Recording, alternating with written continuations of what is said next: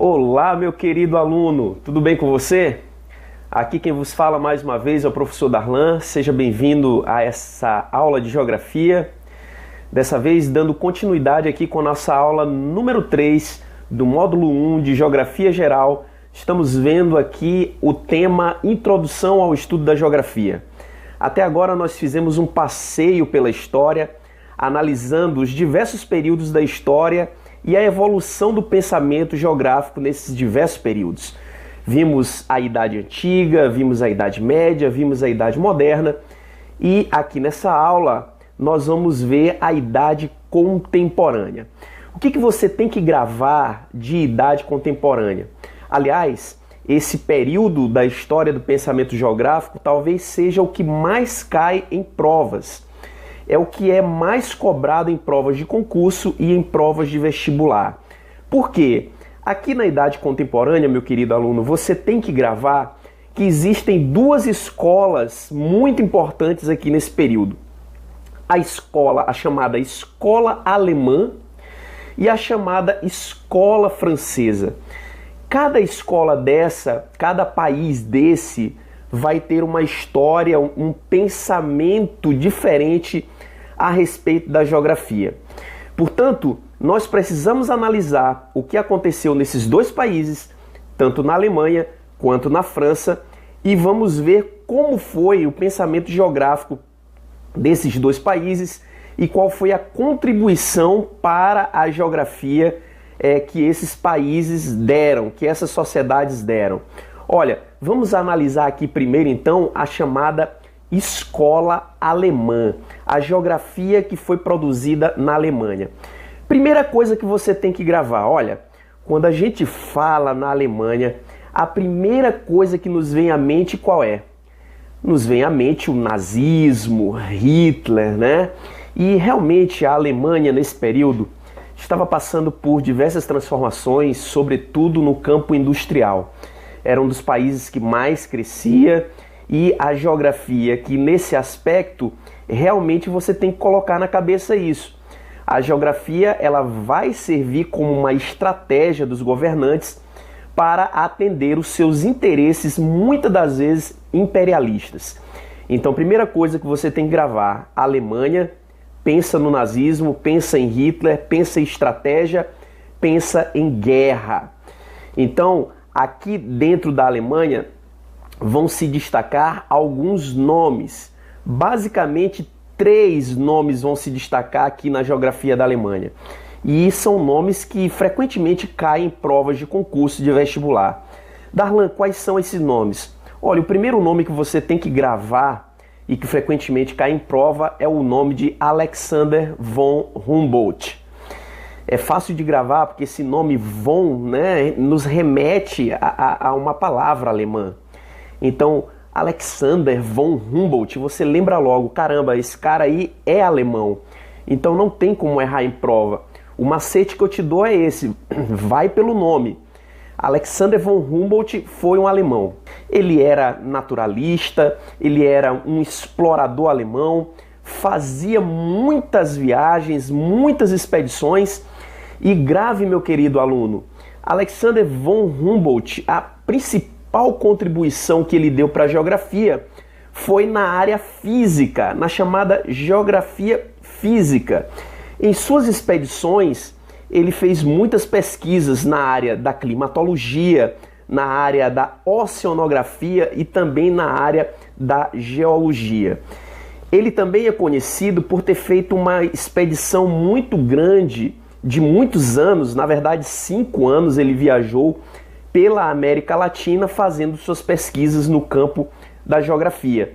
E essa viagem ele registrou em um livro, na verdade uma coleção de livros de 23 volumes, que foi considerado um marco da geografia contemporânea.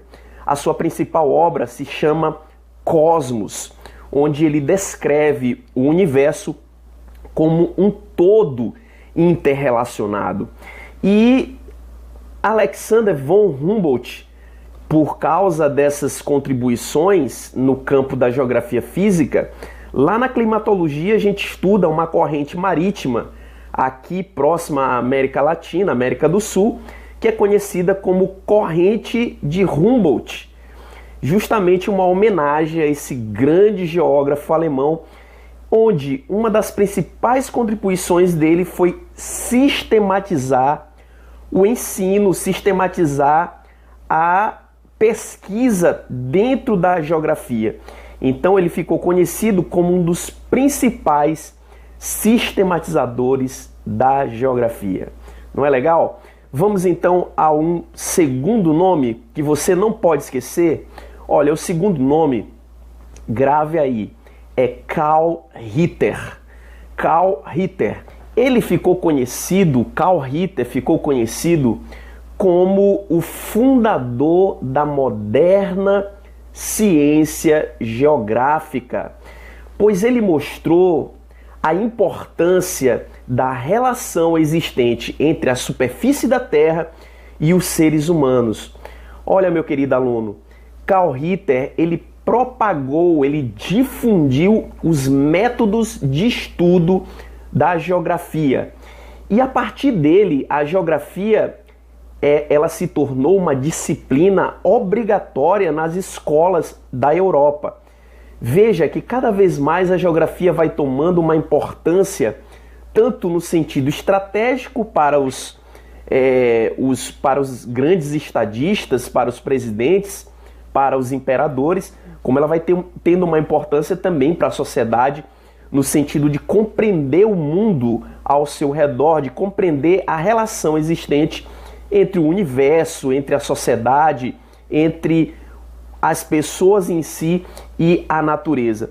A geografia passa a ser essa ciência estratégica, passa a ser essa ciência de grande importância para esses estadistas, pois ela oferecia uma melhor compreensão do espaço, reconhecendo áreas com recursos naturais e também os locais fundamentais para o desenvolvimento econômico.